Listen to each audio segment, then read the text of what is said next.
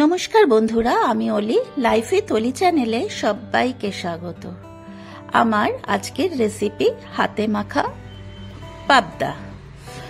এই রেসিপি আমি শিখেছি মায়ের কাছ থেকে। এটি সম্পূর্ণ একটি নতুন রেসিপি, আর অনেকেই হয়তো জানেন এই রেসিপি কিভাবে বানায়, কিন্তু আমার মা কিভাবে বানাতেন সেটাই আমি আজ আপনাদের সঙ্গে শেয়ার করতে চলেছি।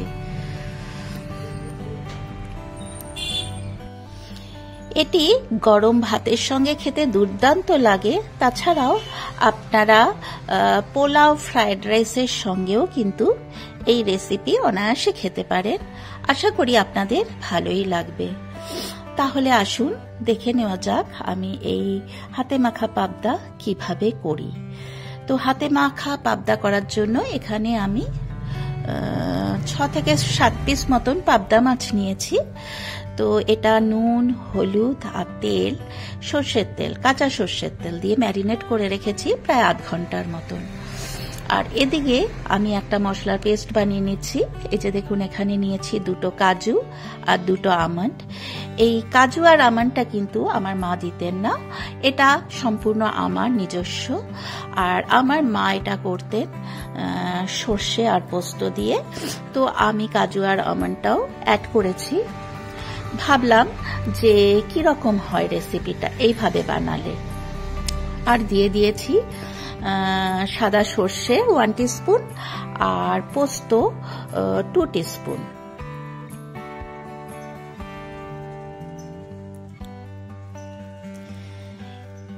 এই মশলাগুলো আগে আমি শুকনো একটু গুঁড়িয়ে নেব।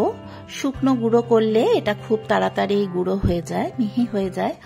এরপর এতে আমি দেব খুব ছোট্ট একটা পেঁয়াজ। পেঁয়াজ না দিলেও হয়, পেঁয়াজটা অপশনাল, আপনারা দিতেও পারেন, নাও দিতে পারেন। যারা পেঁয়াজ ছাড়া মাছ খেতে পারেন না তারা অবশ্যই দেবেন। আর দিয়ে দিলাম কাঁচা লঙ্কা, আর দিয়ে দিলাম হাফ ক্যাপসিকাম কুচি করে রেখেছিলাম, সেটাকেও ওর মধ্যে অ্যাড করে অল্প খানিকটা জল দিয়ে মশলাটার একটা মিহি পেস্ট আমি বানিয়ে নেব। এই যে দেখুন, এখানে কিন্তু মশলাটা আমার পেস্ট হয়ে গেছে। এরপর আমি এই যে পাবদা মাছটা নুন, হলুদ, তেল দিয়ে ম্যারিনেট করে রেখেছি। এর মধ্যে এই কাঁচা সর্ষের তেল দেওয়ার কারণ হচ্ছে মাছটা যখন ভাজবেন তখন অনেক সময় গায়ে তেলের ছিটে লাগে। এই তেলটা দিলে কিন্তু তেলের ছিটেটা লাগবে না। এটা শিখেছি আমি আমার মায়ের কাছ থেকে। তো এর মধ্যে আমি পুরো মশলাটা পেস্ট করেছিলাম সেটাকে অ্যাড করে খুব ভালো করে হাতে মাখিয়ে নেব।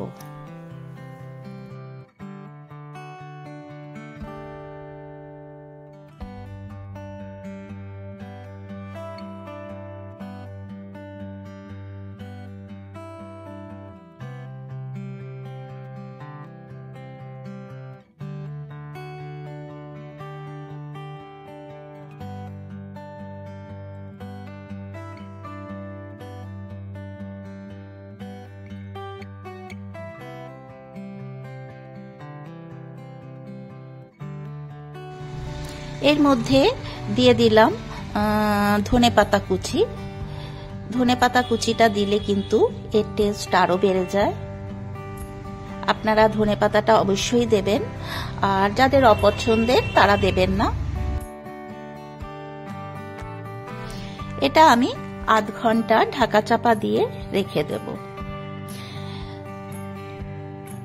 এরপরে আমি কড়াই বসিয়ে দিলাম। কড়াইটা গরম করে ওতে 3 টেবিল চামচ সর্ষের তেল অ্যাড করে দিলাম। অবশ্যই আপনারা সর্ষের তেলে করবেন, সর্ষের তেলেই এর স্বাদটা ভীষণ ভালো হয়। তেলটা গরম হয়ে গেছে, আমি একটু নাড়াচাড়া করে কড়াইয়ের গায়ে লাগিয়ে নিলাম। আর এতে দিয়ে দেব 1 টিস্পুন নুন, আর দিয়ে দেব 1 টিস্পুন হলদি পাউডার, আর হাফ টিস্পুন কাশ্মীরি মির্চ। কাশ্মীরি মির্চটা দিলে কালারটা ভালো আসবে, সেই কারণে কাশ্মীরি মির্চটা দেওয়া। এরপর যে মাছটা ম্যারিনেট করেছিলাম মশলা শুদ্ধ, সেই মাছটা একে একে এই তেলের মধ্যে আমি অ্যাড করে দিচ্ছি।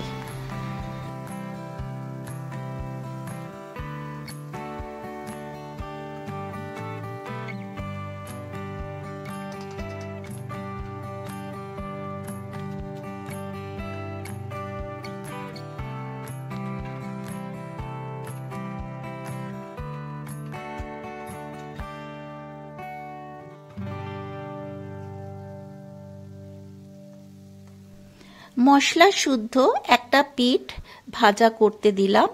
এরপরে খুব হালকা হাতে এক এক করে মাছের পিসগুলো অপর পিঠটা উল্টে দিচ্ছি। খুব সাবধানে উল্টাতে হবে, যেহেতু পাবদা মাছ ভীষণই নরম হয়। এই যে দেখুন, মশলা শুদ্ধই কিন্তু আমার একটা পিঠ ফ্রাই হয়ে গেছে। তো আরেকটা পিঠ ফ্রাই হওয়ার জন্য আমি উল্টে দিলাম।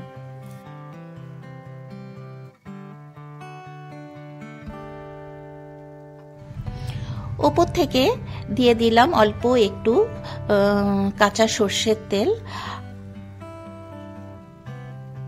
হাফ টিস্পুন মতন, আর দিয়ে দেব হাফ টিস্পুনের থেকেও কম কয়েকটা চিনির দানা।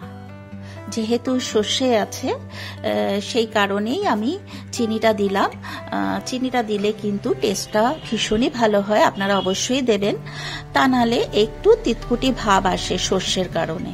যদিও আমি কাজু আর আমন্ড দিয়েছি যাতে তিতকুটি না হয়।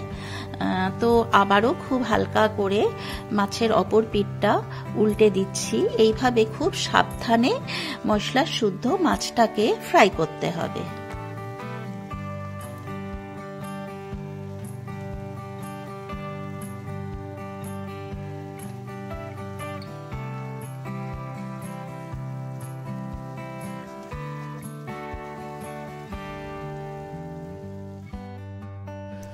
এই যে দেখুন, সাইড থেকে তেল বেরিয়ে এসছে।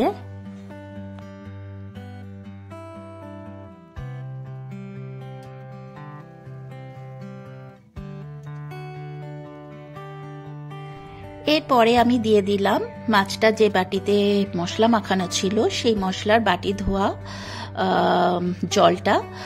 খুব অল্প পরিমাণে জলটা দেব, তার কারণ হচ্ছে মাছ খুবই নরম হয়, সেই কারণে খুব বেশি সেদ্ধ করার প্রয়োজন নেই। আর ওপর থেকে দিয়ে দিলাম 4-5টা কাঁচা লঙ্কা। এটা দিলে কিন্তু এর টেস্ট আরো বেশি ভালো হয়। এটা তো গরম ভাতের সঙ্গে খেতে দারুণই লাগে। আপনারা যদি না করে থাকেন এই রেসিপি, অবশ্যই একবার ট্রাই করে দেখতে পারেন। আশা করি আপনাদের ভালোই লাগবে।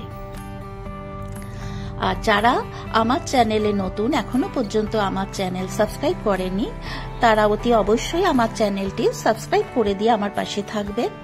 আর পাশে যে বেল বাটনটা আছে সেটাতে প্রেস করে দেবেন, তাহলেই আমি নিত্য নতুন যা যা ভিডিও আপলোড করব সেগুলো নোটিফিকেশন আপনাদের কাছে পৌঁছে যাবে।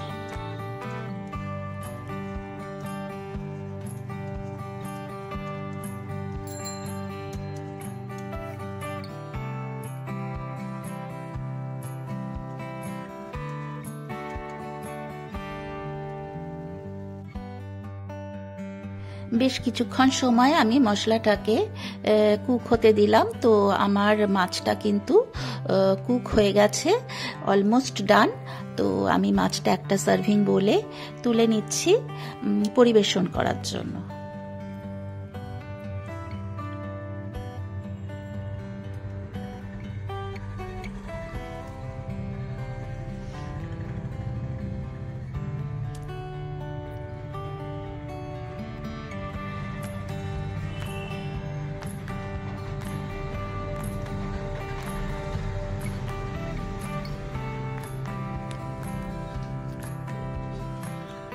এটাই হচ্ছে হাতে মাখা পাবদার ফাইনাল লুক। কেমন হয়েছে অতি অবশ্যই একটা কমেন্ট করে জানাতে ভুলবেন না। তাহলে আজ এই পর্যন্ত। এরপর আমি হাজির হব অন্য কোনো দিন অন্য কোনো নতুন ভিডিও নিয়ে। আপনারা সবাই সুস্থ ও ভালো থাকবেন।